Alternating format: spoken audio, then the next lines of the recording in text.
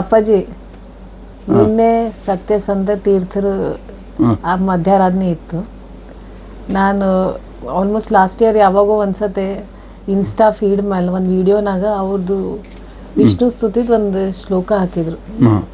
ನಾನು it was ಮೋನೋಸಿಲಬಲ್ ಅಪ್ಪ, ಒಂದೇ ಒಂದು ಅಕ್ಷರದ ಅದೇನೋ ಇತ್ತಪ್ಪ, ಫುಲ್ ಶ್ಲೋಕ. ನಂಗೆ ಅದು ಭಾಳ ಇಷ್ಟ ಆಗಿತ್ತಪ್ಪ.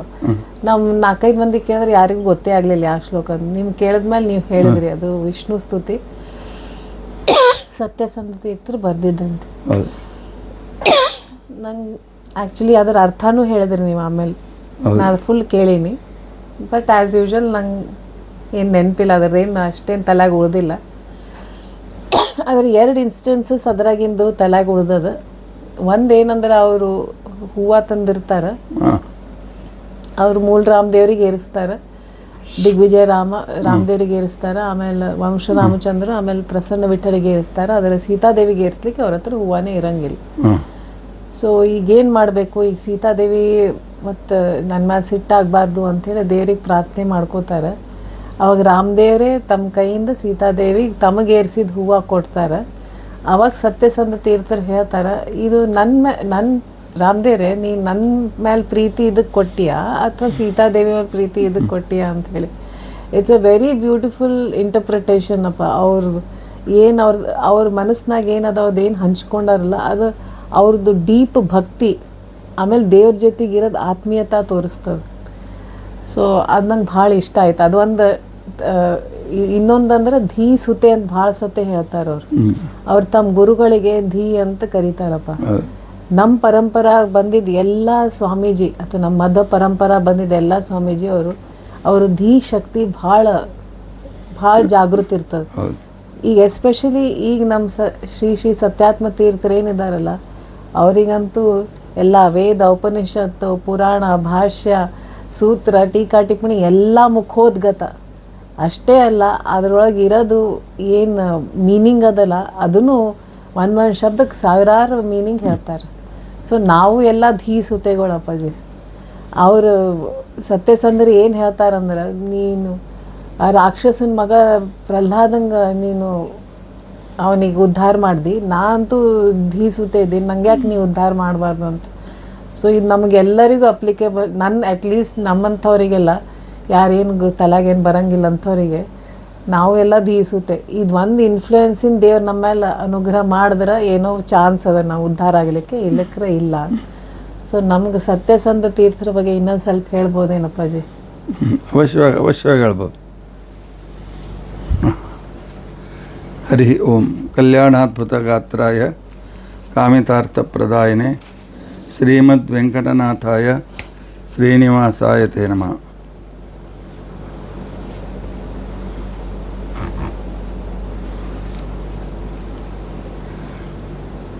ಅಭ್ರಮಂ ಭಂಗರಹಿತಂ ಅಜಡಂ ವಿಮಲಂ ಸದಾ ಆನಂದತೀರ್ಥಮತುಲಂ ಭಜೆ ತಾಪತ್ರಯಾಪಹಂ. ಭವತಿ ಯದನುಭಾವಾದೇಢಮೋ ಕೋಪಿ ವಾಗ್ಮಿ ಜಡಮತಿರಪಿ ಜಂತುರ್ಜಾಯತೆ ಪ್ರಾಜ್ಞಮೌಲಿ.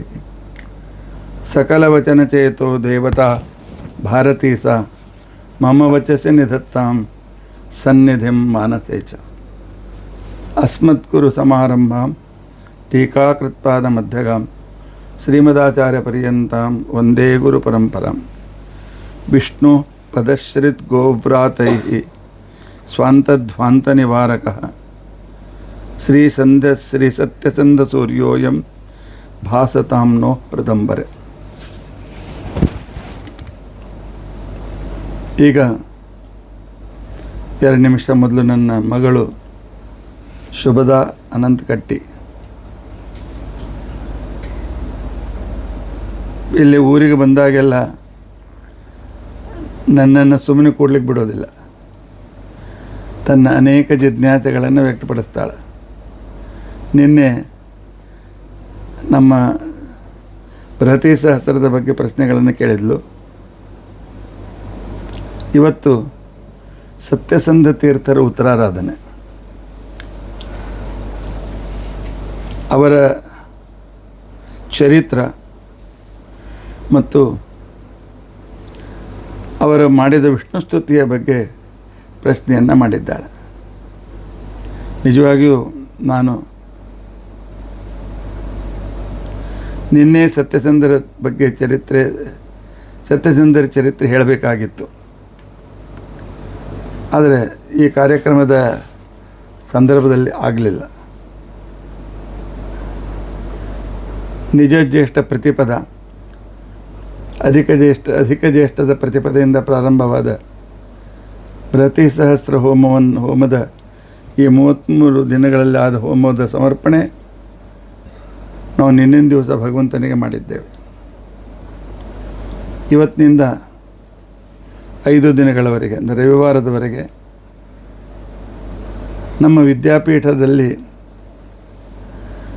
ಪರಮಪೂಜ್ಯರಾದ ಶ್ರೀ ಸತ್ಯಾತ್ಮ ತೀರ್ಥರು, ಶ್ರೀಭೂ ಸಮೇತನಾದ ಶ್ರೀ ವೆಂಕಟೇಶ ದೇವರನ್ನು, ಹನುಮ ಭೀಮ ಮಧ್ವರನ್ನು, ಅದರ ಜೊತೆಗೆ ಟೀಕಾಕೃತ್ಪಾದಾದಿ 10 ಗುರುಗಳ ಮೃತ್ತಿಕಾ ವೃಂದಾವನವನ್ನು ಸ್ಥಾಪನೆ ಮಾಡಿ ಇಂದಿಗೆ 23 ವರ್ಷಗಳಾದವು. ಇಂದಿಗೆ ಅಂತಂದರೆ ನಾಳಿದ್ದಿಗೆ ಮುಗಿಯುತ್ತದೆ. ಬರುವ ಶುಕ್ರವಾರ ನಾಡಿದ್ದು 24ನೇ ವರ್ಷ ಪ್ರಾರಂಭವಾಗ್ತದೆ. ನಾವು ಪ್ರತಿ ವರ್ಷ ಸ್ಥಾಪನಾ ವರ್ಧಂತಿ ಉತ್ಸವವನ್ನು 5 ದಿವಸ 7 ದಿವಸಗಳವರೆಗೂ ಮಾಡ್ತಾ ಇರ್ತೇವೆ. ಇವತ್ತು ವಿದ್ಯಾಪೀಠದಲ್ಲಿ ನಾವು ಉತ್ಸವಾಂಗವಾಗಿ ಗಾಯತ್ರಿ ಹವನವನ್ನು ಇಟ್ಟುಕೊಂಡಿದ್ದೆವು. ನಾಳಿನ ದಿವಸ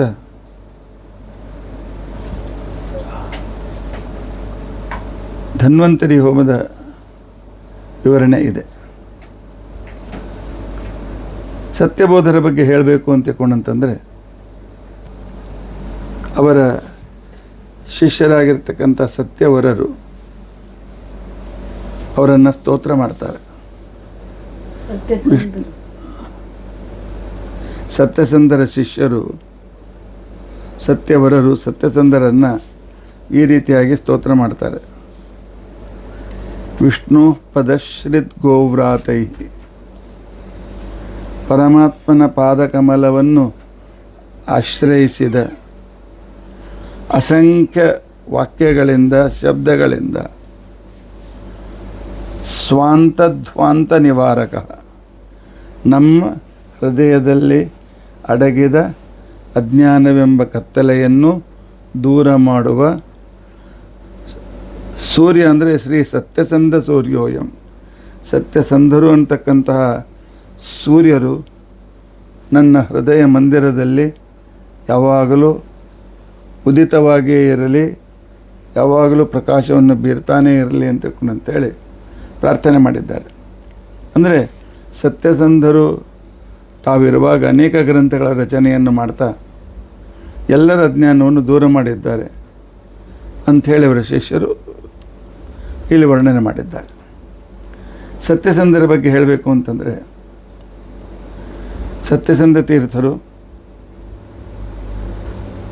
1783ನೇ ವರ್ಷದಲ್ಲಿ 1783 ಆಶ್ರಮವನ್ನು ತೆಗೆದುಕೊಂಡರು. ಕೇವಲ 10 ವರ್ಷ ಮಾತ್ರ ಅವರು ಪೀಠದ ಮೇಲೆ ಇದ್ದರು. ಆದರೆ ಬಹಳ ಅದ್ಭುತವಾಗಿರ್ತಕ್ಕಂಥ ಕಾರ್ಯವನ್ನು ಮಾಡಿದ್ದಾರೆ. ಇವರ ಗುರುಗಳು ಮುಸ್ಲಿಮರ ವಿಶಾಲವಾದ ದಾಳಿಯ ಮಧ್ಯದಲ್ಲಿ ಸಂಪೂರ್ಣ ದಕ್ಷಿಣ ದೇಶದ ಹಿಂದೂಗಳನ್ನು ಸಂರಕ್ಷಣೆ ಮಾಡಿದ ಮಹಾನುಭಾವರು. ಎಲ್ಲ ನವಾಬರನ್ನು, ಹೈದರಲ್ಲಿ ಟಿಪ್ಪು ಸುಲ್ತಾನ್, ಆನಂತರ ಅದ್ವಾನಿ ನವಾಬ್ ಇವರನ್ನು ತಮ್ಮ ಕೈಯಲ್ಲಿಟ್ಟುಕೊಂಡು ಹಿಂದೂಗಳಿಗೆ ಕೈ ಹೆಚ್ಚುವಂತಿಲ್ಲ ಅಂತನ್ನೋ ರೀತಿಯಲ್ಲಿ ಅವರ ಮನವನ್ನು ಒಲಿಸಿರ್ತಕ್ಕಂಥ ಮಹಾಧೀರ ವೀರರಾಗಿರ್ತಕ್ಕಂಥ ಮಹಾನುಭಾವರು ಸತ್ಯಬೋಧ ತೀರ್ಥ ಶ್ರೀಪಾದಂಗಳವರು. ಅವರ ಶಿಷ್ಯರು ಸತ್ಯಸಂಧ ತೀರ್ಥರು. ಬಹಳ ವಿಶಾಲವಾದ ಉದ್ದಾದ ಈ ಪೊಡ್ಕಾಸ್ಟ್ ನಾನು ಮಾಡ್ತಾ ಇಲ್ಲ. ಆದರೆ ಸತ್ಯಸಂಧರ ವೈಶಿಷ್ಟ್ಯ ನಮಗೆ ಗೊತ್ತಾಗಬೇಕು. ಸತ್ಯಸಂಧರು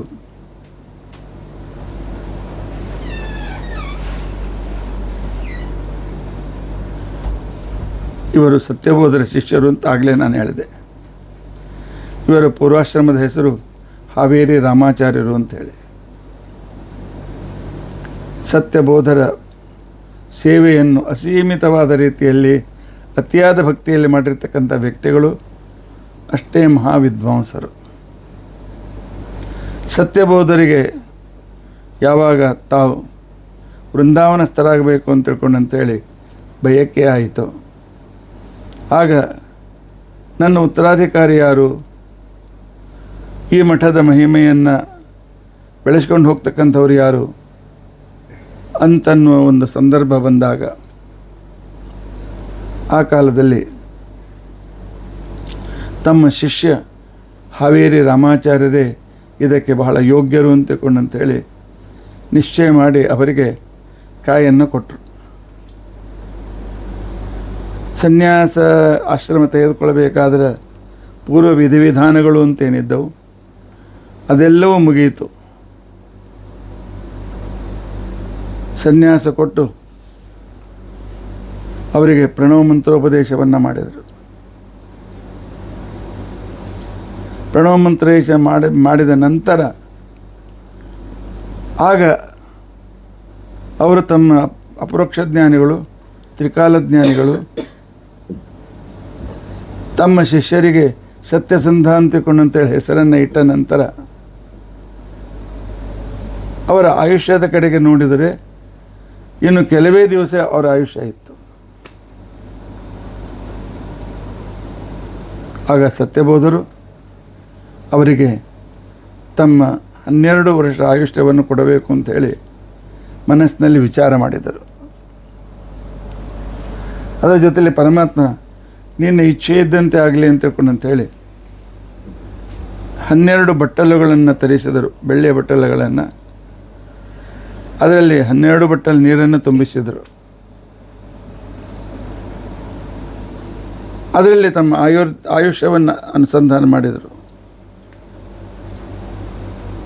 ಮಾಡಿ ತಮ್ಮ ಶಿಷ್ಯರಾದ ಸತ್ಯಸಂಧ ತೀರ್ಥರನ್ನು ಕರೆದು ಹೇಳಿದರು, ಸತ್ಯಸಂಧ ತೀರ್ಥರೇ, ಈ 12 ಬಟ್ಟಲು ನೀರನ್ನು ಕುಡಿದು ಬಿಡಿ ಅಂತ ತಿಳ್ಕೊಂಡಂತೆ, ಗುರುಗಳ ಆಜ್ಞೆ ಅಂತ ತಿಳ್ಕೊಂಡಂತೇಳಿ ಸತ್ಯಸಂಧರು 1, 2, 3, 4, 5, 6, 7, 8, 9, 10 ಬಟ್ಟಲು ನೀರನ್ನು ಕುಡಿದರು. ಆ ನಂತರ ಅವರು ಕುಡಿಬೇಕು ಇನ್ನು ಮುಂದೆ ನನಗೆ ಕುಡ್ಲಿಕ್ಕೆ ಆಗೋದಿಲ್ಲ ಅಂತ ಹೇಳಿಬಿಟ್ರು. ಆಯಿತು, ಭಗವಂತನ ಇಚ್ಛೆ ಇದೆ, 10 ವರ್ಷ ನೀವು ಪೀಠದ ಮೇಲೆ ಇರ್ತೀರಿ ಅಂತ ಅನ್ನೋದನ್ನು ಸೂಚನೆ ಮಾಡಿ ಸತ್ಯಬೋಧರು ಸವಣೂರಿನಲ್ಲಿ ವೃಂದಾವನಸ್ಥರಾದರು. ಗುರುಗಳ ಮಹಾಸಮಾರಾಧನೆಯನ್ನು ಬಹಳ ವಿಜೃಂಭಣೆಯಿಂದ ಮಾಡಿರ್ತಕ್ಕಂತಹ ಸತ್ಯಸಂಧ ತೀರ್ಥ ಶ್ರೀಪಾದಂಗಳವರು ಗುರುಗಳ ಮಹಾಸಮಾರಾಧನೆ ಮುಗಿಸಿದ ನಂತರ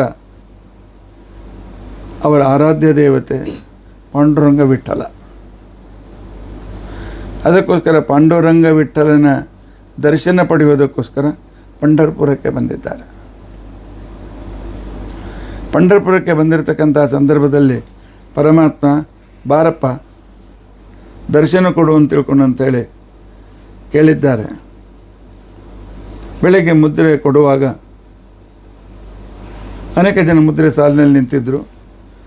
ಆದರೆ ಒಬ್ಬ ಬ್ರಹ್ಮಚಾರಿಯನ್ನು ನೋಡಿದ್ರು, ಒಳ್ಳೆ ತೇಜಸ್ವಿಯಾಗಿ ಕಾಣಿಸ್ತಾನೆ. ನಂತರ ಮಾತನಾಡಿಸಿದ್ರೆ ಆಯಿತು ಅಂತ ತಿಳ್ಕೊಂಡಂತೇಳಿ ಮುದ್ರೆ ಕೊಟ್ಟು ಮುಂದೆ ನಡೆದರು. ಮುದ್ರೆ ಕೊಡೋದು ಮುಗಿದ ಮೇಲೆ ನೋಡ್ತಾರೆ, ಆ ವ್ಯಕ್ತಿ ಅಲ್ಲಿ ಇಲ್ಲವೇ ಇಲ್ಲ, ಗಾಯಬ್. ಎಂದಿನಂತೆ ರಾಮದೇವ್ರ ಪೂಜೆ, ಆನಂತರ ತೀರ್ಥ ಪ್ರಸಾದ ಎಲ್ಲವೂ ಆಯಿತು. ಮರುದಿವಸ ಬೆಳಗ್ಗೆ ಯಾವಾಗ ಪೂಜಾರಿ ಬಾಗಿಲು ತೆಗಿತಾನೆ, ವಿಠ್ಠಲ ದೇವರ ಎದೆಯ ಮೇಲೆ ಚಕ್ರ ಮುದ್ರ ಮೂಡಿಬಿಟ್ಟಿದೆ. ಕಲ್ಲಿನಲ್ಲಿ ಗಟ್ಟಿಯಾದ ಮುದ್ರ ಮೂಡಿದೆ. ಇಂದಿಗೂ ಆ ಮುದ್ರೆ ಸ್ವಲ್ಪ ಮಸಮಸಕಾಗಿ ಕಾಣುತ್ತದೆ. ಎಲ್ಲರೂ ಗಾಬರಿ ಆದರು. ರಾತ್ರಿ ಬಂದು ಈ ಮುದ್ರೆಯನ್ನು ಯಾರು ಕೊರೆದರು ಅಂತ. ಎಲ್ಲ ಬಾಗಿಲು ಹಾಕಿತ್ತು, ಎಲ್ಲ ಜೈದು ಆಗಿತ್ತು, ಎಲ್ಲ ಕಡೆಗೆ ಸುದ್ದಿ ಮುಟ್ತು. ಯಾರೋ ವಿಠಲ್ ನಿಮಗೆ ಮುದ್ರೆ ಕೊಟ್ಟಿದ್ದು, ಮುದ್ರೆ ಚೆನ್ನಿಯನ್ನು ಇದು ಮಾಡಿದ್ದಾರೆ ಅಂತೇಳಿ ಎಲ್ಲರೂ ನೋಡ್ಲಿಕ್ಕೆ ಬಂದರು. ಈ ಸುದ್ದಿಯನ್ನು ಕೇಳಿ ಸತ್ಯಸಂಧರು ಬರ್ತಾರೆ. ಆಗ ಮುದ್ರೆಯನ್ನು ನೋಡಿ ತಾವು ಆ ಬ್ರಹ್ಮಚಾರಿಗೆ, ತೇಜಸ್ವಿಯಾದ ಬ್ರಹ್ಮಚಾರಿಗೆ ಮುದ್ರೆ ಕೊಟ್ಟದ್ದು ನೆನಪಾಯಿತು. ಎಲ್ಲಿ ಅವನಿಗೆ ಮುದ್ರೆ ಕೊಟ್ಟಿದ್ರು, ಇಲ್ಲಿ ಬಿಟ್ಟಲಂದ ಮೇಲೆ ಅದೇ ಮುದ್ರೆ ಆ ಸ್ಥಳದಲ್ಲಿ 3 ಚಕ್ರ 2 ಶಂಖ ಮುದ್ರೆ ಮೂಡಿದ್ದು. ಆಗ ಕಣ್ತುಂಬ ಬಂತು. ಅಂತಃಕರಣದಿಂದ ಪರಮಾತ್ಮ ದರ್ಶನ ಕೊಡು ಅಂತೇಳಿ ದರ್ಶನ ಕೊಟ್ಟು, ನೀನು ಯಾರು ಅಂತನ್ನು ತಿಳಿಸದೆ ಹೋದೆಯಲ್ಲ, ನನ್ನ ಕಡೆಯಿಂದ ಮುದ್ರೆ ತೆಗೆದುಕೊಂಡು ಈ ರೀತಿಯಾಗಿ ಹೇಗೆ ಪರಮಾತ್ಮ ಅಂತೇಳಿ ವಿಶೇಷವಾದ ರೀತಿಯಲ್ಲಿ ಭಗವಂತನನ್ನು ಸ್ತೋತ್ರ ಮಾಡ್ತಾರೆ. ಅಂದರೆ ಆಶ್ರಮದ ಆರಂಭದಲ್ಲಿ ಪಂಢರಪುರದ ವಿಠ್ಠಲ ಇವರ ಕಡೆಯಿಂದ ಮುದ್ರೆಯನ್ನು ತೆಗೆದುಕೊಂಡು ಜಗತ್ತಿಗೆ ತಿಳಿಸಿಕೊಡ್ತಾನೆ. ತಪ್ತಮುದ್ರಾಧಾರಣೆಯನ್ನು ಮಾಡಿಕೊಳ್ಳದೇ ಇದ್ದರೆ ನಿಮ್ಮ ಶರೀರ ಶುದ್ಧವೇ ಆಗುವುದಿಲ್ಲ,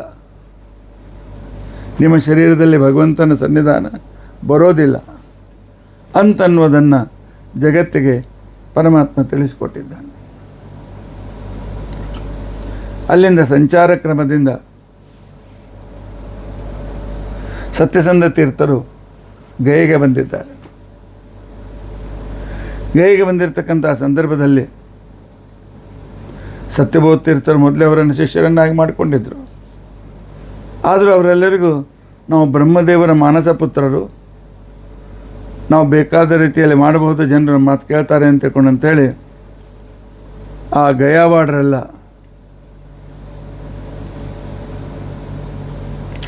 ಹೆಚ್ಚಿಗೆ ಹಣವನ್ನು ಕೇಳಿದ್ದಾರೆ. ಇಲ್ಲ, ನಾವು ಒಳಗೆ ಹೋಗಿ ದರ್ಶನ ಮಾಡ್ತೇವೆ ಅಂತಂದಾಗ ಬಾಗಿಲಕ್ಕೆ ದೊಡ್ಡ ಕೀಲೆಯನ್ನು ಹಾಕಿ ಹೊರಟೋಗ್ಬಿಟ್ಟಿದ್ದಾರೆ. ಮಧ್ಯಾಹ್ನ ಕಾಲದಲ್ಲಿ ರಾಮದೇವರು ಪೂಜೆ ಮಾಡಬೇಕು, ಉಳಿದವರೆಲ್ಲರಿಗಂತೂ ವಿಷ್ಣು ಪಾದದ ಮೇಲೆ ಪಿಂಡ ಪ್ರದಾನ ಮಾಡಿಸಬೇಕು ಅಂತೇಳಿ ಬಂದರೆ ಆ ವಿಷ್ಣುಪಾದ ಮಂದಿರದ ದೊಡ್ಡ ಕೀಲಿ ಹಾಕಿದೆ. ಸತ್ಯಸಂಧರು ಪರಮಾತ್ಮನ ಸ್ಮರಣ ಮಾಡಿ ಆ ಕೀಲಿಯನ್ನು ಮುಟ್ಟಿದರೆ ಕಳಚಿ ಕೆಳಗೆ ಬಿದ್ದುಬಿಡ್ತು. ಇದು ಗಯಾವಾಡ್ರಿಗೆ ಗೊತ್ತಾಗಿ ಅವರೆಲ್ಲರೂ ಶರಣಾಗತರಾದರು. ಬಹುಶಃ ಅವತ್ತಿನಿಂದಲೇ ಮಧ್ಯಾಹ್ನದ ಒಂದು ತಾಸು ಎಷ್ಟೇ ರಶ್ ಇದ್ದರೂ ಉತ್ತರಾದಿ ಮಠಕ್ಕೆ ಮಂದಿರವನ್ನು ಬಿಟ್ಟುಕೊಡ್ತಾರೆ ಇವತ್ತಿಗೂ. ಆ ಒಂದು ತಾಸಿನಲ್ಲಿ ಅವರು ಸ್ವಚ್ಛ ಮಾಡಿ ಬಿಟ್ಟುಕೊಡ್ತಾರೆ. ಯಾಕಂದರೆ ಅನೇಕ ಜನ ಪಿಂಡ ಅದು ಹಾಕಿರ್ತಾರೆ, ಬಿಟ್ಟು ಮಾಡಿದ ಮೇಲೆ ಅದೆಲ್ಲ ತೆಗೆದು ಪೂರ್ತಿ ಸ್ವಚ್ಛ ಮಾಡಿ ತೊಳೆದು ಕೊಟ್ಬಿಡ್ತಾರೆ. ಆ ಒಂದು ತಾಸು ಉತ್ತರಾದಿ ಮಠದವರು ಪೂಜೆ ಮಾಡಿ ಅಥವಾ ಉತ್ತರಾದಿ ಮಠ ಶಿಷ್ಯರು ಹೋದರೆ ಅವರಿಗೆ ವಿಷ್ಣುಪಾದದ ಮೇಲೆ ಪಿಂಡ ಪ್ರದಾನ ಮಾಡ್ತಕ್ಕಂಥ ಅನುಕೂಲತೆಯನ್ನು ಮಾಡಿಕೊಡ್ತಾರೆ. ಅಂದರೆ ಪರಮಾತ್ಮ ಇವರಿಗೆ ಪ್ರತ್ಯಕ್ಷ ಒಲಿದಿದ್ದ ಅಂತ ತಿಳ್ಕೊಂಡಂಥೇಳಿ ಪ್ರತ್ಯೇಕವಾಗಿ ಇದನ್ನು ಹೇಳುವ ಅವಶ್ಯಕತೆ ಇಲ್ಲ. ಆನಂತರ ಅವರು ಗಯಾ, ಕಾಶಿ, ಪ್ರಯಾಗ, ಬದ್ರಿಕಾಶ್ರಮ ಮುಗಿದುಕೊಂಡು ತಿರುಗಿ ಕರ್ನಾಟಕ ಕಡೆಗೆ ಹೊರಟಾಗ ಮಧ್ಯದಲ್ಲಿ ಒಂದು ಅಡವಿಗೆ ಮಧ್ಯಾಹ್ನ 10 ಗಂಟೆ ಆಯಿತು. 10 ಗಂಟೆ ಆಗಿರ್ತಕ್ಕಂಥ ಸಂದರ್ಭದಲ್ಲಿ ಆಗ ಪೂಜೆ ಮಾಡಬೇಕು ಅಂತಕೊಂಡು ದೊಡ್ಡ ಒಂದು ಕಾಡಿನ ಮಧ್ಯದಲ್ಲಿ ಒಳ್ಳೆಯ ಸರೋವರ ಇತ್ತು. ಸರೋವರ ದಂಡೆಯಲ್ಲಿ ಪೂಜೆ ಮಾಡಬೇಕು ಅಂತಕೊಂಡಂತಂದರೆ ಅವತ್ತು ಹೂಗಳೇ ಸಿಗಲಿಲ್ಲ. ಎಲ್ಲಾದರೂ ಹುಡುಕಿಸಿ ಅಂತಕೊಂಡಂತಂದಾಗ ಕೊನೆಗೆ ಒಬ್ಬ ಬ್ರಾಹ್ಮಣ 4 ಹೂಗಳನ್ನು ತಂದುಕೊಟ್ಟ.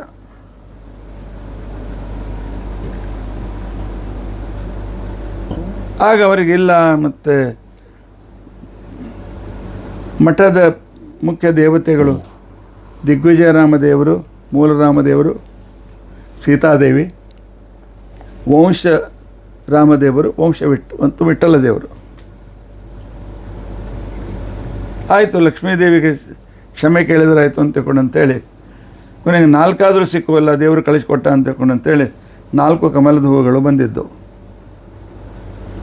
ಅವುಗಳನ್ನು ಕ್ರಮವಾಗಿ ಅವರು ಮೂಲರಾಮದೇವರಿಗೊಂದು, ಯುಗಜೀವರಾಮದೇವರಿಗೊಂದು, ಆನಂತರ ವಂಶರಾಮದೇವರಿಗೆ ಒಂದು, ವಿಠ್ಠಲ ದೇವರಿಗೆ ಒಂದು, ಈ ರೀತಿಯ ಹೂವನ್ನು ಏರಿಸಿದರು. ಅಮ್ಮ, ನಿನಗೆ ಹೂ ಸಿಗಲಿಲ್ಲ, ನಿನ್ನ ಪ್ರತಿರೂಪಗಳಿಗೆ ನಾನು ಅದನ್ನು ಏರಿಸಿದ್ದೇನೆ, ಸ್ವೀಕರಿಸುವಂತಂದಾಕ್ಷಣಕ್ಕೇನೆ ಹೀಗೆ ಹೇಳ್ತಾ ಇದ್ದಾರೆ. ರಾಮದೇವರ ಮೇಲೆ ಏರಿಸಿದ ಹೂವನ್ನು ರಾಮದೇವರ ಕೈಯಿಂದ ಅದನ್ನು ತೆಗೆದುಕೊಂಡು ಬದಲಿರ್ತಕ್ಕಂಥ ಸೀತಾದೇವಿಯ ಕೈಯಲ್ಲಿ ಕೊಟ್ಟಿದ್ದಾರೆ. ಸತ್ಯಸಂಧರು ನೋಡ್ತಾ ಇದ್ದಾರೆ. ಮೂರ್ತಿ ಜೀವಿತವಾಗಿದೆ, ಕೈಯನ್ನು ಎತ್ತಿದೆ, ಆ ಹೂ ತೆಗೆದು ಸೀತಾದೇವಿ ಕೊಡ್ತಾ ಇದ್ದಾರೆ. ಸೀತಾದೇವಿ ಸ್ವೀಕಾರ ಮಾಡಿದ್ದಾರೆ. ಮೈ ರೋಮಾಂಚನವಾಯಿತು. ಕಣ್ಣಿಂದ ಒಂದೇ ಸಮನೆ ಅಂದಾಜು ಸುಡಲಿಕ್ಕೆ ಪ್ರಾರಂಭ. ಈ ಮಾತು ತಾವೇ ಸ್ವತಃ ತಾವು ಬರೆದ ವಿಷ್ಣು ಸ್ತುತಿಯಲ್ಲಿ ಹೇಳಿದ್ದಾರೆ. ನಾನು ವಿಷ್ಣು ಸ್ತುತಿಯ ಬಗ್ಗೆ ಮುಂದೆ ವಿವರಣೆ ಮಾಡುವನಿದ್ದೇನೆ. ಆ ಸಂದರ್ಭದಲ್ಲಿ ಈ ಮಾತನ್ನು ಹೇಳ್ತೇನೆ. ಇಲ್ಲಿಂದ ಗಯಾದಿಂದ ಉಡುಪಿಗೆ ಬಂದರು. ಉಡುಪಿಯಲ್ಲಿ ಅವರಿಗೆ ವಿಶೇಷವಾಗಿ ಆದರ ಸತ್ಕಾರ ಇತ್ಯಾದಿನೆಲ್ಲ ಮಾಡಿದರು. ಮಾಡಿರ್ತಕ್ಕಂಥ ಸಂದರ್ಭದಲ್ಲಿ ಆಗ ಅಲ್ಲಿಯ ರಾಜ ಅವನು ಇಲ್ಲ, ಮತ್ತು ಎಲ್ಲ ಬ್ರಹ್ಮಚರ್ಯದಲ್ಲಿ ನಿಷ್ಠರಾಗಿರ್ತಕ್ಕಂಥವರು ಎಲ್ಲ ಸ್ವಾಮಿಗಳು ಯಾರಿಗೆ ತಮ್ಮ ಬ್ರಹ್ಮಚರ್ಯದ ವಿಷಯದಲ್ಲಿ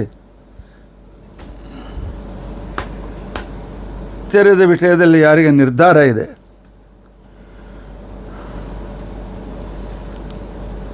ಅವರು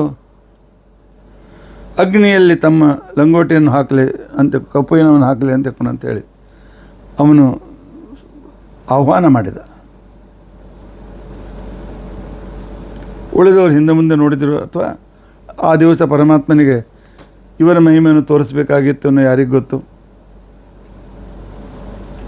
ಅವರು ಹಿಂದೆ ಮುಂದೆ ವಿಚಾರ ಮಾಡಲೇ ಇಲ್ಲ. ತಮ್ಮ ಕೌಪೀನವನ್ನು, ಬಟ್ಟೆ ಕೌಪೀನವನ್ನು ತೆಗೆದರು, ಬೇರೆ ಕೌಪೀನ ಹಾಕ್ಕೊಂಡ್ರು. ಆ ಕೌಪೀನವನ್ನು ಆ ಸುಡಿಯತಕ್ಕಂಥ ಯಜ್ಞದಲ್ಲಿ ಹಾಕಿದರು. ಧಗಧಗ ಉರಿಯುವ ಆ ಬೆಂಕಿಯಲ್ಲಿ 3 ದಿವಸ ಆ ಬಟ್ಟೆ ಕೌಪಿನ ಸುಡಲಿಲ್ಲ. ಅಂದರೆ ಇವರು ಎಂಥ ಒಂದು ಊರ್ಧ್ವರೇ ತಸ್ಕರು, ಬ್ರಹ್ಮಚರ್ಯದಲ್ಲಿ ನಿಷ್ಠರು ಅಂತಿಕೊಂಡಂತ ಅನ್ನೋದನ್ನು ಕೇಳಿ ಎಲ್ಲ ಉಡುಪಿಯ ಶ್ರೀಗಳು ಅತ್ಯಂತ ಪ್ರೀತಿಯಿಂದ ಅಂದಿನಿಂದ ಇಂದಿನವರೆಗೂ ಉತ್ತರಾದಿ ಮಠಕ್ಕೂ ಆನಂತರ ಉಡುಪಿ ಮಠಗಳಿಗೂ ಬಹಳ ಸೌಹಾರ್ದ ಇದೆ. ಇನ್ನಷ್ಟು ವಿಶೇಷ ರೀತಿಯಿಂದ ಇವರನ್ನು ಸನ್ಮಾನ ಮಾಡಿದ್ದಾರೆ. ಅಲ್ಲಿಂದ ಸಾಂಗಲಿಗೆ ಬಂದಿದ್ದಾರೆ. ಸಾಂಗಲಿಯಲ್ಲಿ ಯಾರ ಹೆಸರಿನಿಂದ ಸತ್ಯ ಅಂತನ್ನೋದು ಉತ್ತರಾಯಣಮಠದ ಸ್ವಾಮಿಗಳವರ ಜೊತೆಯಲ್ಲಿ ಪ್ರಾರಂಭವಾಯಿತು ಅಂತ ಮೊಟ್ಟ ಮೊದಲಿನ ಸತ್ಯ ಶಬ್ದದಿಂದ ಯುಕ್ತರಾದ ಸತ್ಯವ್ರತರು ವೃಂದಾವನ ಸಾಂಗಲಿಯಲ್ಲಿದೆ. ಸಾಂಗಲಿಯಲ್ಲಿ ಇರ್ತಕ್ಕಂಥ ಸಂದರ್ಭದಲ್ಲಿ ಆವಾಗ ಅವರು ಶ್ರೀಮನ್ ನ್ಯಾಯಸುಧಾ ಪಾಠವನ್ನು ಹೇಳ್ತಾ ಇದ್ದಾರೆ. ಹೇಳ್ತಾ ಇರತಕ್ಕಂಥ ಸಂದರ್ಭದಲ್ಲಿ ಒಂದನೇ ಭಾಳ ದೊಡ್ಡ ವೃಂದಾವನ ಇದೆ. ಸುಮಾರು 8 ಫೂಟ್ ಎತ್ತರ, 7 ಫೂಟ್ 8 ಫೂಟ್ ಎತ್ತರ ವೃಂದಾವನ. ಅಗಲ 4-5 ಫೂಟು ಅಗಲ. ಪೂಜೆ ಮಾಡೋರು ಮೇಲೆ ಏರಿಸಬೇಕಾದ್ರೆ ಸ್ಟೂಲ್ ಇಟ್ಕೊಂಡು ಏರಿಸ್ತಾರೆ. ಅಂಥ ವೃಂದಾವನ ಹೀಗೆ ತಲೆ ಅಲ್ಲಾಡಿಸ್ಲಿಕ್ಕೆ ಪ್ರಾರಂಭವಾಯಿತು. ಅಂದರೆ ನಿಮ್ಮ ಪ್ರವಚನ ನಮಗೆ ಸಮ್ಮತವಾಗಿದೆ ಅಂತ ತಿಳ್ಕೊಂಡು ಅಂತೇಳಿ ಸತ್ಯವ್ರತರು ಸೂಚನೆ ಮಾಡಿದಂತೆ ಅಂತಕ್ಕಂಥ ಒಂದು ಕ್ರಮದಲ್ಲಿ ಇದನ್ನು ನಾವು ಕಾಣ್ತೇವೆ. ಹೀಗೆ ಇವರ ಅನೇಕ ಮಹಿಮೆಗಳು ಇವೆ. ವಿಷ್ಣು ಸಹಸ್ರನಾಮಕ್ಕೆ ಬಹಳ ಅದ್ಭುತವಾದ ಭಾಷ್ಯವನ್ನು ಬರೆದಿದ್ದಾರೆ ಸತ್ಯಸಂಧ ತೀರ್ಥರು. ಆನಂತರ ಪ್ರಸಿದ್ಧವಾಗಿರ್ತಕ್ಕಂಥ ವಿಷ್ಣು ಸ್ತುತಿಯನ್ನು ಕೂಡ ರಚನೆ ಮಾಡಿದ್ದಾರೆ. ನನ್ನ ಮಗಳು ಚರಿತ್ರೆಗಿಂತಲೂ ವಿಷ್ಣು ಸ್ತುತಿಗೆ ಕೆಲವು ಮಹತ್ವಪೂರ್ಣವಾದ ಶ್ಲೋಕದ ಅರ್ಥ ನಮಗೋಸ್ಕರ ಹೇಳಿ ಅಂತೇಳಿ ಕೇಳಿದಾಗ ಆಗ ಅದರ ಕೆಲವು ಶ್ಲೋಕದ ವಿವರಣೆಯನ್ನು ನಾನು ಮಾಡಲಿಕ್ಕೆ ಪ್ರಯತ್ನ ಮಾಡ್ತೇನೆ.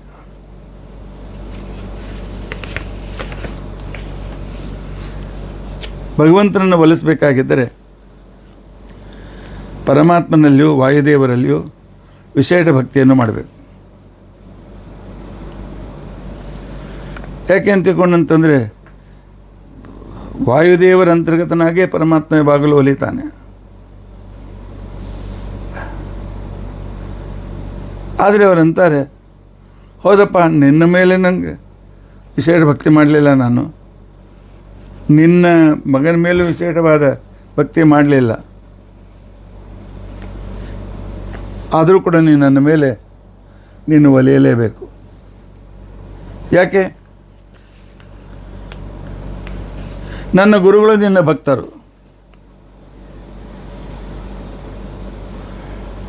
ನಿನ್ನ ಭಕ್ತರಾದ ನನ್ನ ಗುರುಗಳ ಮೇಲೆ ಒಲಿಯುವಾಗ ಅವ್ರಿಗೆ ಅವರ ಮಕ್ಕಳು ಮೊಮ್ಮಕ್ಕಳ ಮೇಲೂ ಕೂಡ ನೀನು ಒಲಿಯಬೇಕು. ನನ್ನಲ್ಲಿರ್ತಕ್ಕಂಥ ವೈಶಿಷ್ಟ್ಯ ಏನು ಅಂತಂದರೆ ಸತ್ಯಬೋಧರ ಪುತ್ರ ನಾನು. ಅಹಂ ಸಕ್ತ ಪೋತೆ ಭವಜಲಧಿ ಪೋತೆ ತ್ವಯಿನವೈ. ಪರಮಾತ್ಮ, ನಾನು ನನ್ನ ಮಕ್ಕಳು ಅಂತಕೊಂಡು ಅನಿಸ್ಕೊಂಡಿರ್ತಕ್ಕಂಥ ಈ ಶಿಷ್ಯರ ಮೇಲೆ ಭಾಳ ಆಸಕ್ತನಾಗಿದ್ದೇನೆ. ಓದಬೇಕು, ಪಾಠ ಓದಬೇಕು, ಹಾಗೆ ಹೀಗೆ ಅಂತ ತಿಳ್ಕೊಂಡಂತೆ. ಆದರೆ ಅಷ್ಟು ಭಕ್ತಿಯನ್ನು, ಅಷ್ಟು ಪ್ರೀತಿಯನ್ನು ಭವಜಲಧಿ ಪೋತೆ, ಸಂಸಾರ ಸಾಗರವನ್ನು ದಾಟಿಸುವ ನೌಕೆಯಾದ ನಿನ್ನಲ್ಲಿ ನಾನು ಭಕ್ತಿಯನ್ನು ಪ್ರೀತಿಯನ್ನು ಮಾಡಲಿಲ್ಲ. ಪೋತೆ ಪೋತೆ ಬಂದಿದೆ, ನೆನಪಿಟ್ಕೊಳ್ಳಿ. ಅಹಂ ಸಕ್ತ ಪೋತೆ ಭವಜಲಧಿ ಪೋತೆ ತ್ವಯಿನವೈ ರತಃ ಪಾಕೆ ಲಕ್ಷ್ಮೀ. ನಾನು ನನ್ನ ಬಂಧುಗಳ ಮೇಲೆ ಆಸಕ್ತನಾಗಿದ್ದೇನೆ, ಅವರ ಮೇಲೆ ನಾನು ಪ್ರೀತಿ ಮಾಡ್ತಾ ಇದ್ದೇನೆ. ತವ ಪಾಕೇನ ಹಿರತಃ, ನಿನ್ನ ಮಗನಾದ ವಾಯುದೇವರ ಮೇಲೆಯೂ ಕೂಡ ನಾನು ಆಸಕ್ತನಾಗಿಲ್ಲ. ಪೋತ ಅಂದರೂ ಮಗ, ಪಾಕ ಅಂದರೂ ಮಗ. ಸಂಸ್ಕೃತದ ಶಬ್ದದ ವೈಶಿಷ್ಟ್ಯ ನೋಡಿಕೊಳ್ಳಿ. ತವ ಪಾಕೇನ ಹಿರತಃ ತಥಾಪ್ಯಾಚಾರ್ಯಾಣಂ ಸುಖಪದಜುಷಾಂ ಸನ್ಮತರತ. ಆದರೂ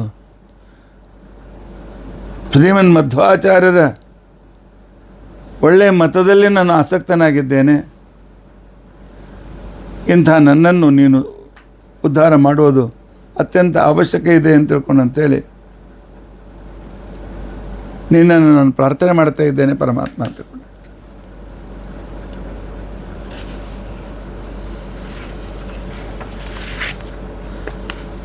ಇನ್ನು ಮನುಷ್ಯರು ಹೇಗಿರ್ತಾರೆ ಅಂತ ತಿಳ್ಕೊಂಡಂತನ್ನೋದನ್ನು ವರ್ಣನೆ ಮಾಡ್ತಾರೆ. ನರಾನ್ ಸ್ತುತ್ವಾ ನೀಚಾನ್ ಉದರ ಭರಣಾಸಕ್ತ ಹೃದಯ. ಗೇಣು ಹೊಟ್ಟೆ ಗೇಣು ಬಟ್ಟೆಗಾಗಿ ಯಾರ್ಯಾರನ್ನು ಸಾಹೇಬ್ರೆ ನೀವು ನೌಕರಿ ಕೊಡ್ರಿ, ನೀವು ಅನುಕೂಲ ಮಾಡಿ, ನೀವು ಕಾಟ್ರಿ ಅಂತೇಳಿ ಯಾವ್ಯಾವ ನೀಚರ ಎದುರಿಗೆ ಕೈ ಒಡ್ಡಿದೆ.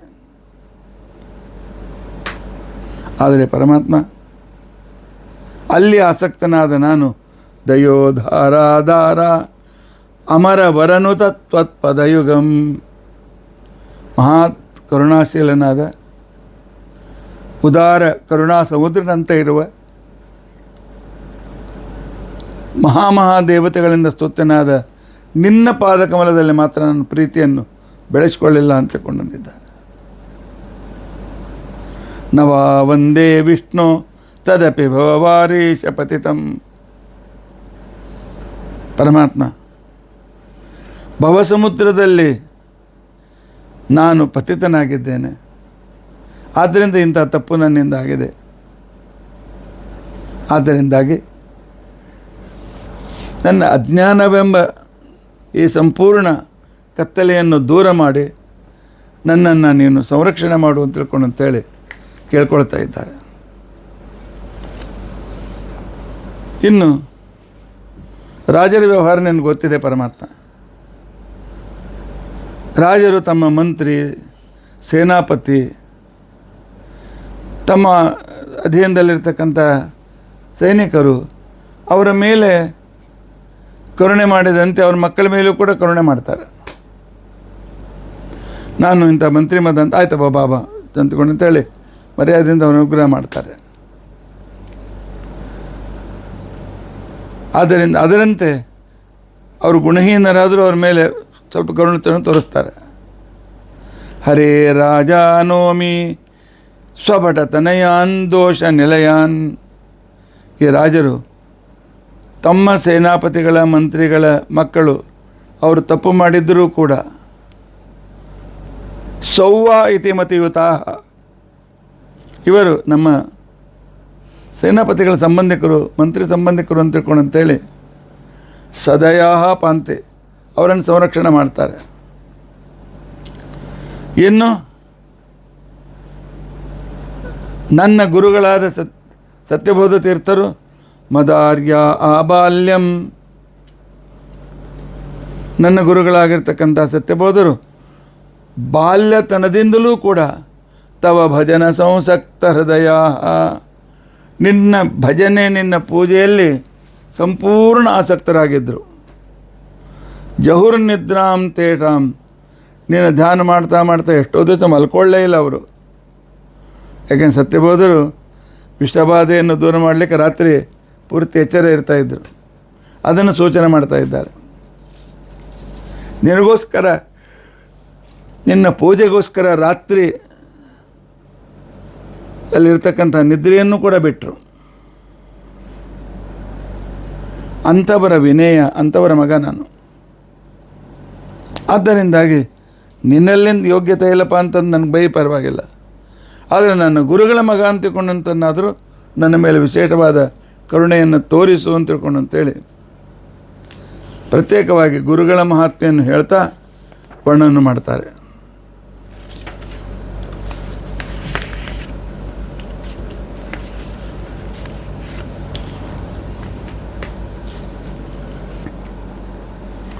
ಇನ್ನೊಂದು ಸ್ತೋತ್ರದಲ್ಲಿ ಹೇಳ್ತಾರೆ ಪರಮಾತ್ಮ, ವಿರುದ್ಧ ಗತಿರೀಶಿತ ಮಹದಣುತ್ವಯೋರಾಶ್ರಯ ಕಥಂ ತ್ವಿತಿ ಮಮ ಭವತ್ ಪ್ರತಿದಿನಂ ಮಾದ್ವಾಪರ ಹಿರಣ್ಯಕಶಪೋಸ್ಸುತೆ ನರಕನಂದನೆ ಯದ್ದಯಂ ವಿಧಾಯ ರತಧೀಸುತೆ ಮಯಿ ತನೋಷಿನೋ ತದ್ಗತಃ. ಧೀಸುತ ಅಂತೇನು ಕೇಳಿದೆಲ್ಲ, ಅದಕ್ಕೋಸ್ಕರ ಈ ಶ್ಲೋಕವನ್ನು ಆರಿಸಿ ಹೇಳ್ತಾ ಇದ್ದೇನೆ. ಪರಮಾತ್ಮ ನಿನ್ನಲ್ಲಿ ವಿರುದ್ಧ ಗುಣಗಳಿವೆ ಅಂತ ಅನ್ನೋದನ್ನು ಶಾಸ್ತ್ರ ಹೇಳೋದನ್ನು ಕೇಳಿದ್ದೇನೆ. ಯಾಕೆಂತಂದರೆ ಅಣುನೂ ಆಗಿದ್ದೆ, ಮಹತ್ವ ಆಗಿದ್ದೆ. ಅಣುರಣೀಯಾನ್ ಮಹತೋ ಮಹಿಯಾನ್. ಅಣುವಿಗೂ ಅಣುವಾಗಿದ್ದೆ, ಮಹತ್ತಿಗೂ ಮಹತ್ತಾಗಿದ್ದೆ. ವಿರುದ್ಧವಾದ ಗುಣಗಳು ನನ್ನಲ್ಲಿವೆ ಅಂತೇಳಿ ಶಾಸ್ತ್ರ ಹೇಳ್ತಿತ್ತು. ಇದರಿಂದ ಮೇಲಿನ ಮೇಲೆ ನನಗೆ ತಲೆಯೊಳಗೆ ಹೆಂಗೆ ವಿರುದ್ಧ ಗುಣಗಳು ಪರಮಾತ್ಮ ಅಲ್ಲವ, ಹೀಗೆ ಇರ್ತಾನೇನು ಪರಮಾತ್ಮ, ಅದಕ್ಕೆ ಉದಾಹರಣೆ ಏನು ಅಂತ ತಿಳ್ಕೊಂಡಂಥೇಳಿ ಭಾಳ ದಿವಸ ನನ್ನ ತಲೆ ತಿಂತಿತ್ತು. ಈಗ ನನಗೆ ಅರ್ಥ ಆಯ್ತು. ಏನರ್ಥ ಆಯಿತು? ಆ ಹಿರಣ್ಯಕಶಿಪುವಿನಂಥ ದುಷ್ಟನ ಮಗನಾದ ಪ್ರಹ್ಲಾದನ ಮೇಲೆ ದಯ ಮಾಡಿದೆ. ನರಕಾಸುರನ ಮಗನಾದ ಭಗದತ್ತನ ಮೇಲೆ ದಯ ಮಾಡಿದೆ. ಅವರೆಲ್ಲ ರಾಕ್ಷಸರು, ದುಷ್ಟರು, ಅಂಥವ್ರ ಮಕ್ಕಳ ಮೇಲೆ ದಯ ಮಾಡಿದೆ. ಆದರೆ ಋತಧೀಸೂತೆ, ಋತ ಅಂದರೆ ಸತ್ಯ, ಧೀ ಅಂತಂದರೆ ಬೋಧ, ಜ್ಞಾನ ಅಂದರೆ ಸತ್ಯಬೋಧನ ಮಗನಾದ ನನ್ನ ಮೇಲೆ ಋತಧೀಸುತ. ನಾವೆಲ್ಲರೂ ಕೂಡ ಋತಧೀಸುತರು. ಯಾಕೆ ಅಂತಿಕೊಂಡಂತಂದರೆ ಜ್ಞಾನ ಇತ್ಯಾದಿಗಳಿಂದ ಯುಕ್ತರಾಗಿರ್ತಕ್ಕಂತಹ ಮಹಾಸ್ವಾಮಿಗಳ ಶಿಷ್ಯರು ನಾವು. ಆದ್ದರಿಂದ ನಾವು ಋತಧೀಸುತರು. ಇಂಥ ಮಹಾನುಭಾವರಾದ ಸತ್ಯಬೋಧನ ಮಗನಾದ ನನ್ನ ಮೇಲೆ ದಯ ಮಾಡಲಿಲ್ಲ. ಗೊತ್ತಾಯಿತು, ಒಬ್ಬರ ಮೇಲೆ ಮಾಡ್ತೀವಿ, ಒಬ್ಬರ ಮೇಲೆ ಮಾಡೋದಿಲ್ಲ, ಒಟ್ಟು ವಿರುದ್ಧ. ಖರೆ ಅಂತಂದರೆ ಜ್ಞಾನಿಯಾದ ಸತ್ಯಬೋಧನ ಮಗನ ಮೇಲೆ ಕರುಣೆ ಮಾಡಬೇಕಾಗಿತ್ತು. ಅದನ್ನು ಬಿಟ್ಟು ದೈತ್ಯರ ಮಕ್ಕಳ ಮೇಲೆ ನೀನು ಕರುಣೆ ತೋರಿಸ್ತಿ. ಆದ್ದರಿಂದ ನಿನ್ನ ವಿರುದ್ಧ ಗುಣಗಳಿವೆ ಅಂತನ್ನೋದು ನನಗೆ ಹೆಚ್ಚು ಪ್ರಶ್ನೆ ಆಯಿತು ಅಂತೇಳಿ ತಮಾಷೆಯಿಂದ ದೇವರಿಗೆ ಈ ರೀತಿಯಾಗಿರ್ತಕ್ಕಂಥ ಮಾತನ್ನು ಹೇಳ್ತಾರೆ. ಇನ್ನೂ ಕೂಡ ಮುಂದುವರಿತಾರೆ. ಏನು ಪರಮಾತ್ಮ ಎಷ್ಟು ಪಾರ್ಶಾಲಿಟಿ. ಅಜಾಮಿಲ ಗಜಾಧಿಪ ದ್ರುಪದಜ ತ್ವಯ ಪಾಲಿತಾ ತ್ವಹಂ ತವ ಭಟೋ ನ ಕಿಂ ಅವನೇ ಗತಂ ಪಾಠವಂ. ಪರಮಾತ್ಮ ಅಜಾಮಿಳನನ್ನು ಉದ್ಧಾರ ಮಾಡಿದೆ. ಏನು ಸಂಪೂರ್ಣ 80 ಅನೇಕ ಅಪಚಾರ ಮಾಡಿದ, ಅನೇಕ ಅಧರ್ಮ ಮಾಡಿದವನ್ನು ಉದ್ಧಾರ ಮಾಡಿದೆ. ಆ ಪ್ರಾಣಿಯಾದ ಗಜನನ್ನು ಉದ್ಧಾರ ಮಾಡಿದೆ. ಹೋಗ್ಲಪ್ಪ, ಹೆಣ್ಮಗಳಾಗಿರ್ತಕ್ಕಂಥ ದ್ರೌಪದಿಯನ್ನು ಉದ್ಧಾರ ಮಾಡಿದೆ. ನಾನು ನಿನ್ನ ಸೇನಾಪತಿ, ಸೈನ್ಯದಲ್ಲಿರ್ತಕ್ಕಂಥ ಸೈನಿಕ ಅಲ್ಲೇನು? ಯಾಕಂತಂದರೆ ನಿನ್ನ ಮಹಿಮೆಯನ್ನು ಹೇಳುವ ಒಂದು ಸೈನ್ಯದಲ್ಲಿ ನಾನು ಕೂಡ ಸೈನಿಕನಾಗಿ ನಿನ್ನ ಮಹಿಮಾಗಾನ ಮಾಡ್ತಾ ಇದ್ದೇನೆ. ಬಹುಶಃ ನನಗನ್ನಿಸ್ತದೆ ರಾಮಾವತಾರದೊಳಗೆ ಹೆಂಡತಿಯನ್ನು ಕಳ್ಕೊಂಡು ಕಾಡು ತಿರುಗಾಡಿ ಈ ಅನುಗ್ರಹ ಮಾಡೋ ಶಕ್ತಿ ಕಳ್ಕೊಂಡೆ ಅಂತ ಕಾಣಿಸ್ತದೆ. ಕೆಂ ಅವನೇ ಗತಂ ಪಾಠವಂ. ನನ್ನನ್ನು ಸಂರಕ್ಷಣೆ ಮಾಡುವ ವಿಷಯದಲ್ಲಿ ನಿನ್ನ ಆ ಚಾಣಕ್ಯತೆ ಹೋಯ್ತೇನು? ಗುಣಾಮಯಿ ನಹೀತಿವ. ಸತ್ಯಸಂಧ ಅಂತನೋ ವ್ಯಕ್ತಿಯೇ ಅಂತ ಅವ್ರು ಅಂದ್ಕೊಳ್ಕತ್ತಾರೆ. ನಾನಾಗಿಲ್ಲ. ಮತ್ತು ನಿನ್ನಲ್ಲಿ ಏನು ಗುಣವಂತ ಅನುಗ್ರಹ ಮಾಡಲಿ ಅಂಥೇಳಿ, ಎಲೆ ರಾಮಚಂದ್ರ ನನ್ನ ಮೇಲೆ ದಯ ಮಾಡದೇ ಬಿಟ್ಟಿದ್ದರೆ ಹೇಳು. ಆ ಕಲ್ಲಿನಂತೆ ಬಿದ್ದ ಆ ಹಲ್ಲೆ ಏನು ಮಾಡಿದ್ಲು, ಏನು ಸಾಧನೆ ಮಾಡಿದ್ಲು ಹೇಳು. ಕಲ್ಲಿನಂತೆ ಬಿದ್ದುಕೊಂಡಿದ್ಲು ಅಷ್ಟೇ. ಶಿಲಾ ಕಲುಷನಾಶನೆ ಅಕೃತ ಕಿಲ ಬಲ ಸಾಧನಂ. ಅಬಲೆಯಾಗಿರ್ತಕ್ಕಂಥ ಆ ಹಲ್ಲೆಯನ್ನು ಉದ್ಧಾರ ಇರ್ತಕ್ಕಂಥ ಸಂದರ್ಭದಲ್ಲಿ ಈ ಗುಣ ಅವಗುಣ ಯಾಕೆ ನೋಡಲಿಲ್ಲ? ನನ್ನ ವಿಷಯದಲ್ಲೇ ಮಾತ್ರ ಯಾಕೆ ನೋಡುತ್ತೆ? ನನ್ನ ವಿಷಯದಲ್ಲಿಯೂ ಕೂಡ ನೀನು ಸರ್ವತಾ ನೋಡಬೇಡ ಅಂತ ತಿಳ್ಕೊಂಡು ಅಂತೇಳಿ ಇಲ್ಲಿ ಪುನಃ ಪ್ರಾರ್ಥನೆಯನ್ನು ಮಾಡಿಕೊಳ್ತಾ ಇದ್ದಾರೆ. ಈ ರೀತಿಯಾಗಿರ್ತಕ್ಕಂಥ ಪ್ರಾರ್ಥನೆಯನ್ನು ಮತ್ತೆ ಪುನಃ ಮಹಾಲಕ್ಷ್ಮಿಗೆ ಮಾಡಿಕೊಳ್ತಾರೆ, ವಾಯುದೇವರಿಗೆ ಮಾಡಿಕೊಳ್ತಾರೆ. ಆ ನಂತರ ನನ್ನ ಮೇಲೆ ವಿಶೇಷ ಅನುಗ್ರಹವನ್ನು ಮಾಡು ಅಂತ ತಿಳ್ಕೊಂಡು ಅಂತೇಳಿ ಪುನಃ ಪ್ರಾರ್ಥನೆ ಮಾಡ್ತಾರೆ. ಪುನಃ ಪ್ರಾರ್ಥನೆ ಮಾಡ್ತಾ ಇರ್ತಕ್ಕಂಥ ಸಂದರ್ಭದಲ್ಲಿ ಒಂದೊಂದು ಶ್ಲೋಕವು ಬಹಳ ಮಹತ್ವ ಇದೆ. ಆದರೆ ಸಮಯ ಇಲ್ಲ ಅಂತ ತಿಳ್ಕೊಂಡಂತೆ ಅನ್ನೋದನ್ನು ಕೆಲವು ಮಾತ್ರ ನಾನು ಇಲ್ಲಿ ಆಚರಿಸ್ತಾ ಇದ್ದೇನೆ. ಭಗವಂತ ನನ್ನ ಮೇಲೆ ಕರುಣೆ ಇದೆ ಎಂದು ನನಗೆ ಗೊತ್ತಾಗಿದೆ. ಆದರೆ ಹೌದೋ ಇಲ್ಲೋ ಅಂತ ಅನ್ನೋದನ್ನು ನಾನು ಸ್ವಲ್ಪ ವಿಚಾರ ಮಾಡ್ತಾ ಇದ್ದೇನೆ. ಯಾಕೆ?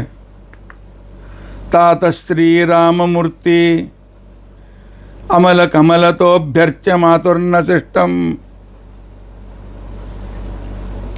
ಕಂಜಂ ಕಂಜಾಲಯಾಯ ಇತಿ ಯದ ಮನಿಷಿ ಪ್ರಾದದ ಕಂಜಮೇಕಂ ತತ್ಕಿಂ ಜಾಯಾದಯಾತಃ ಕಿಮು ಮಯಿ ದಯೆಯ ನೈವ ಜಾನೇಹಮಜ್ಞಃ ಸ್ವಾಮಿನ್ ಶ್ರೀ ಸತ್ಯಬೋಧ ವ್ರತಿವರ ಹೃದಯಾಂಬೋಜವಾಸಿನ್ ವದತ್ವಂ. ಎಲೆ ತಾತ, ಅತ್ಯಂತ ಪ್ರಿಯನಾಗಿರ್ತಕ್ಕಂಥ ಸಲೆ ರಾಮಚಂದ್ರನೇ, ಅಮಲ ಕಮಲತೋಭ್ಯರ್ಚ. ಒಂದ್ಸಲ 4 ಕಮಲದ ಹೂಗಳು ಸಿಕ್ಕುವಪ್ಪ ಪರಮಾತ್ಮ. ಅದಕ್ಕೋಸ್ಕರ ದೇವರ ರೂಪವಾದಂಥ ನಿನ್ನ 4 ರೂಪಗಳಿಗೆ ಏರಿಸಿಬಿಟ್ಟೆ. ಲಕ್ಷ್ಮೀದೇವಿಗೆ ಕೊಡಲಿಕ್ಕೆ ಕಮಲ ಉಳಿಲಿಲ್ಲ. ಆಗ ನೀನು ನನ್ನ ಮೇಲೆ ಲಕ್ಷ್ಮೀದೇವಿ ಯಾವಾಗ ಸಿಟ್ಟಿಗೆ ಬರ್ತಾಳೆ ಆವಾಗ ಭಾಳ ಅನಾನುಕೂಲ ಆಗ್ತದೆ. ಯಾಕಂತಂದರೆ ಹೇಳ್ತಾರೆ ಲಕ್ಷ್ಮೀದೇವಿಯ ಪೂಜೆ ಅದು ಭಾಳ ಮಹತ್ವಪೂರ್ಣವಾಗಿ ಮಾಡಿ ಸ್ವಲ್ಪ ಹೆಚ್ಚು ವಿನಯ ಆದರೂ ಅವಳು ಶಾಪ್ ಕೊಟ್ಬಿಡ್ತಾಳೆ. ನನ್ನ ಭಕ್ತನ ಮೇಲೆ ಶಾಪ್ ಕೊಡಬಾರದು ಅಂತ ತಿಳ್ಕೊಂಡು ಅಂತೇಳಿ ನೀನು ನಿನ್ನ ಕೈಯಿಂದಲೇ ನಿನಗೆ ಏರಿಸಿದ ಹೂವನ್ನು ಎತ್ತಿ ಅದನ್ನು ಲಕ್ಷ್ಮೀದೇವಿ ಕೊಟ್ಟೆ. ನಾನು ಕಣ್ಣಾರೆ ಕಂಡೆ ಪರಮಾತ್ಮ. ನಿನ್ನ ಹೆಂಡತಿಗೆ ಕಮಲ ಸಿಗಲಿಲ್ಲ ಅಂಥೇಳಿ ಅವಳ ಮೇಲೆ ನನ್ನ ಹೆಂಡತಿ ನಾನು ಭಕ್ತಳು ಅಂತ ತಿಳ್ಕೊಂಡು ಅಂತೇಳಿ ಅವಳ ಭಕ್ತಿಯನ್ನು ಮನ್ನಿಸಿ ಆ ಭಕ್ತಿಗೋಸ್ಕರ ಹೂವನ್ನು ಕೊಟ್ಟೆಯೋ ಅಥವಾ ಲಕ್ಷ್ಮೀದೇವಿ ಅವಗ್ರಹ ನನ್ನ ಮೇಲೆ ಆಗಬಾರ್ದು ಅಂತೇಳಿ ನನ್ನ ಮೇಲೆ ದಯ ಮಾಡಿ ಆ ಹೂವನ್ನು ಕೊಟ್ಟೆಯೋ ನನಗಂತೂ ಏನು ಗೊತ್ತಾಗಿಲ್ಲ ಪರಮಾತ್ಮ. ಏನೇ ಇರಲಿ, ನನ್ನ ಗುರುಗಳಾದ ಸತ್ಯಬೋಧ ತೀರ್ಥರ ಹೃದಯ ಕಮಲದಲ್ಲಿ ವಾಸ ಮಾಡಿದ ಸ್ವಾಮಿನ್ ಶ್ರೀ ಸತ್ಯಬೋಧ ವ್ರತಿವರ ಹೃದಯ ಅಂಬೋಜವಾಸನ್, ನನ್ನ ಗುರುಗಳಾದ ಸತ್ಯಬೋಧರ ಹೃದಯ ಕಮಲದಲ್ಲಿ ವಾಸಿಯಾಗಿರ್ತಕ್ಕಂಥ ಶ್ರೀಹರಿಗೆ ಹೇಳಪ್ಪ, ಹೆಂಡತಿ ಮೇಲಿನ ಪ್ರೀತಿಯಿಂದ ಅವಳಿಗೆ ಕೊಟ್ಟಿಯೋ ಅಥವಾ ನನ್ನ ಮೇಲೆ ದಯಮಾಡಿ ಅವಳ ಅನುಗ್ರಹ ಆಗಬಾರ್ದು, ಅವಳ ಅನುಗ್ರಹ ಆಗಲೇಬೇಕು ಅಂತ ಹೇಳಿ ಕೊಟ್ಟಿಯೋ ನನಗೆ ಗೊತ್ತಿಲ್ಲ, ಅದನ್ನು ಸ್ವಲ್ಪ ತಿಳಿಸಿ ಹೇಳಪ್ಪ ಪರಮಾತ್ಮ ಅಂತ ತಿಳ್ಕೊಂಡು ಅಂಥೇಳಿ ಆ ಕಾಲದಲ್ಲಿ ಹೇಳ್ತಾ ಇದ್ದಾರೆ. ಆನಂತರ ಪರಮಾತ್ಮನ ಸ್ತೋತ್ರ ಮಾಡ್ತಾರೆ. ನೇತಾಯ ಕಮಲಾಲಯಾದ ಜಗತಃ ಮಾತಾ ಯಥಾ ಸರ್ವತಃ ಪಾತಾ ಸತ್ಯಮತಿವ್ರತಿ ಶರದಯ ಜಾತಾಲಯೋ ಯಶ್ಚತಂ ಭೂತಾದೇಶಚಿ ಪ್ರಭೃತಿಭಿಃ ಪೀತಾಮೃತೈರಾದೃತಃ ಧೂತಾಶೇಷ ನಮಾಮ ಸತತಂ ಸೀತಾಪತಿಂ ರಾಘವಂ ಅಂತ ಇದ್ದಾರೆ. ನೇತಾಯ ಕಮಲಾಲಯಾದ ಜಗತಃ, ಮಹಾಲಕ್ಷ್ಮಿಯೇ ಮೊದಲಾದ ವಿಸ್ತಾರವಾದ ಜಗತ್ತಿಗೆ ಸ್ವಾಮಿ ನೀನು. ಅದರಂತೆ ಮಾತಾ ಯಥಾ ಸರ್ವತಃ, ತಾಯಿಯ ಹೃದಯವುಳ್ಳ ಪರಮಾತ್ಮ ನೀನು. ನಿನ್ನ ಮಕ್ಕಳ ಮೇಲೆ ಬಹಳ ಕರುಣೆ ಇದೆ. ನೀನು ಸ್ವಾಮಿ ಅಷ್ಟೇ ಅಲ್ಲ, ತಾಯಿಯೂ ಆಗಿದ್ದೆ. ಅಷ್ಟೇ ಅಲ್ಲ, ಸತ್ಯವ್ರತೀಶ ಹೃದಯಾಬ್ಜಾತಾಲಯೋ, ಸತ್ಯಬೋಧರ ಹೃದಯ ಮಂದಿರದಲ್ಲಿ ವಾಸ ಮಾಡಿ ಇವತ್ತಿಗೂ ನಮ್ಮನ್ನು ಸಂರಕ್ಷಣೆ ಮಾಡ್ತಾ ಇದ್ದಿದೆ. ಆದ್ದರಿಂದ ನೀನು ನಮ್ಮ ಸಂರಕ್ಷಕನೂ ಹೌದು. ಅಷ್ಟೇ ಅಲ್ಲ, ಭೂತಾಧೀಶ ಶಚಿಪ್ರಭೃತಿಭಿ, ರುದ್ರದೇವರು, ಪಾರ್ವತೀದೇವಿ ಮೊದಲಾದವರಿಂದ ಅವರೆಲ್ಲರೂ ಯಾವಾಗಲೂ ಅವರಿಂದ ಪೂಜಿತನಾಗಿರ್ತಕ್ಕಂಥ ಶ್ರೀಹರಿಯೇ, ನಿನಗೆ ನಾನು ನಮಸ್ಕಾರ ಮಾಡ್ತಾ ಇದ್ದೇನೆ, ನನ್ನ ಮೇಲೆ ಅನುಗ್ರಹ ಮಾಡು ಅಂತ ತಿಳ್ಕೊಂಡು ಅಂತೇಳಿ ಹೇಳ್ತಾ ಇದ್ದಾರೆ. ಹೋಗ್ಲಪ್ಪ,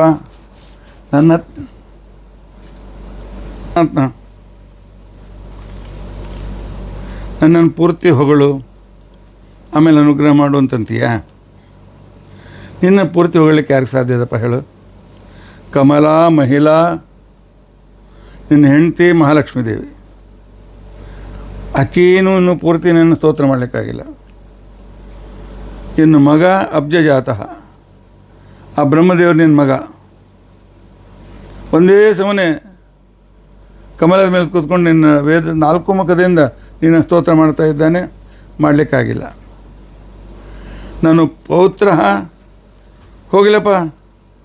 ಇನ್ನು ನಿನ್ನ ಮೊಮ್ಮಗ ಅಂತ ತಿಳ್ಕೊಂಡಂತಂದರೆ ರುದ್ರದೇವರು ಮನೋನಿಯಾಮಕ,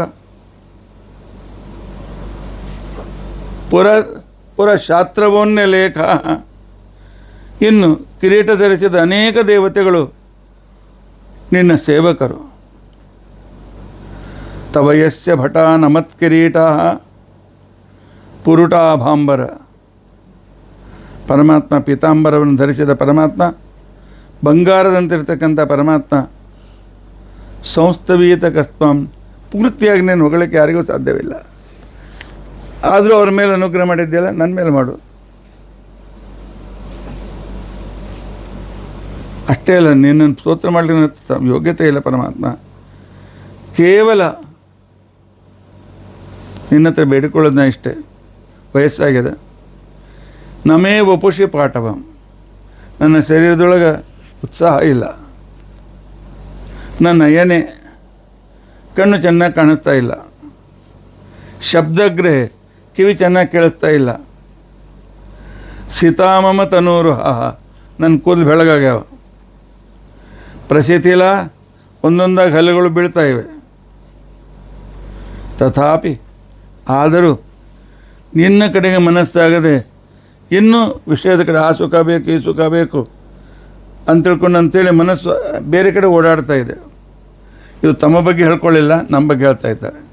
ನಮ್ಮಂಥ ಅಯೋಗ್ಯರು ಇಷ್ಟಾದರೂ ಕೂದಲು ಬೆಳಗಾಗಿ, ಕಿವಿ ಕೇಳಿಸ್ಲಿಕ್ಕಾಗದೆ, ಕಣ್ಣು ಚೆನ್ನಾಗಿ ಕಾಣದೇ ಇದ್ದು, ಅಲ್ಲಿ ಬೆಳೆದರೂ ಕೂಡ ಇನ್ನು ಅದು ಬೇಕು ಇದು ಬೇಕು ಅಂತ ಭೋಗದ ಕಡೆಗೆ ಇರ್ತಕ್ಕಂಥ ನಮ್ಮ ಮನಸ್ಸನ್ನು ನಮ್ಮನ್ನು ಉದ್ದೇಶ ಇಟ್ಕೊಂಡು ಹೇಳ್ತಾ ಇದ್ದಾರೆ ಇಂಥ ಪರಮಾತ್ಮ. ತ್ವದೀಯ ಹೃದಯಂ ವಿನ ನೈ ನಿಧಾನಮಸ್ತತ್ವೇ.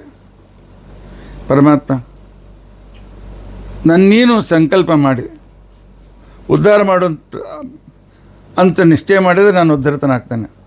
ನನ್ನ ಕಡೆಯಿಂದ ಸಾಧನೆ ಆಗ್ತಾ ಇಲ್ಲ, ನಾನು ಸಂಸಾರದಲ್ಲೇ ಇನ್ನು ಆಸಕ್ತನಾಗಿದ್ದೇನೆ ಅಂತ ತಿಳ್ಕೊಂಡು ಅಂತೇಳಿ ಅತ್ಯಂತ ನಮ್ರತೆಯಿಂದ ಅವರು ವಿಶೇಷವಾಗಿ ಪರಮಾತ್ಮನನ್ನು ಸ್ತೋತ್ರ ಮಾಡ್ತಾ ಇದ್ದಾರೆ.